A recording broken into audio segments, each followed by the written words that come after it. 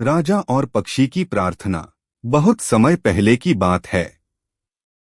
पहाड़ों और नदियों से घिरे एक सुंदर राज्य में वीरेंद्र नाम के राजा का राज था। राजा बहुत दयालु था। गरीबों की मदद करता, भूखों को भोजन कराता और पशु पक्षियों से भी प्रेम करता था। लेकिन राजा के जीवन में एक बहुत बड़ा दुख था। शादी के कई साल बाद भी उसकी कोई संतान नहीं थी। महल में सब कुछ था, धन, वैभव, नौकर चाकर, लेकिन बच्चे की किलकारी नहीं थी। रानी रात रात भर रोती थी। राजा बाहर से मजबूत दिखता, लेकिन अंदर ही अंदर टूट चुका था। हर सुबह राजा महल के पीछे बने बड़े बगीचे में जाता। वह अपने हाथों से पक्षियों को दाना खिलाता। सैकड़ों पक्षी वहां आते थे, लेकिन उनमें एक छोटी सी सफेद चिड़िया रोज राजा के सबसे पास बैठती थी। राजा उसे प्यार से गौरी बुलाता था।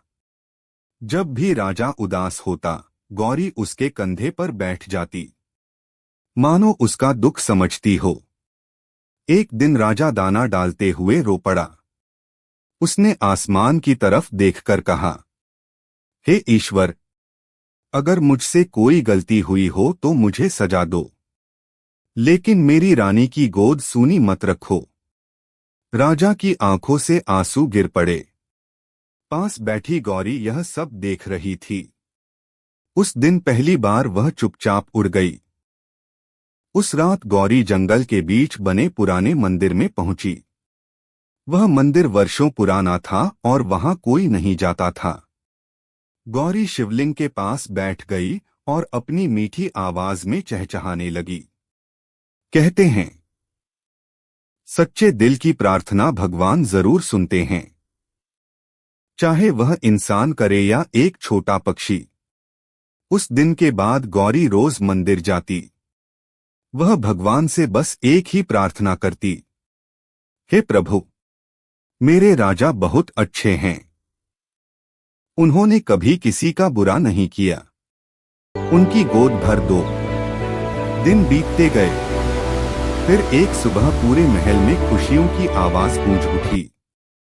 रानी मां बनने वाली थी।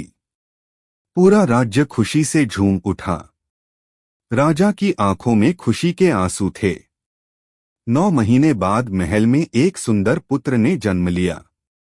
ढोलनगाड़े बजने लगे। पूरा राज्य दीपकों से जगमगा उठा। राजा खुशी से पागल हो गया। उसने घोषणा की, आज राज्य में कोई भूखा नहीं सोएगा। पूरा गांव HANDARA खाएगा। गांव की गलियों में मिठाइयां बांटी गईं। गरीबों को कपड़े दिए गए। हर मंदिर में पूजा हुई। लेकिन उस खुशी के बीच राजा एक चीज ढूंढ रहा था, गौरी। वह बगीचे में गया। कुछ देर बाद वही छोटी सफेद चिड़िया उड़कर उसके कंधे पर आ बैठी।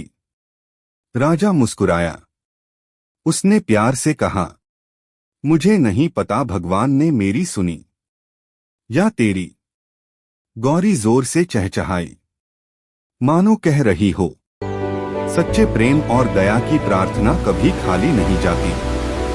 राजा ने उसी दिन महल के बगीचे में पक्षियों के लिए एक सुंदर घर बनवाया और पूरे राज्य में आदेश दिया, जो पशु पक्षियों से प्रेम करता है, भगवान उससे जरूर प्रेम करते हैं।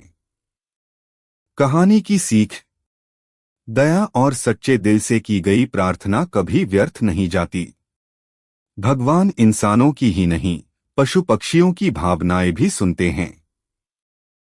वीडियो अच्छी लगे तो लाइक, शेयर और सब्सक्राइब जरूर करें, जिससे कि आपको नई नई वीडियो मिलती रहेगी।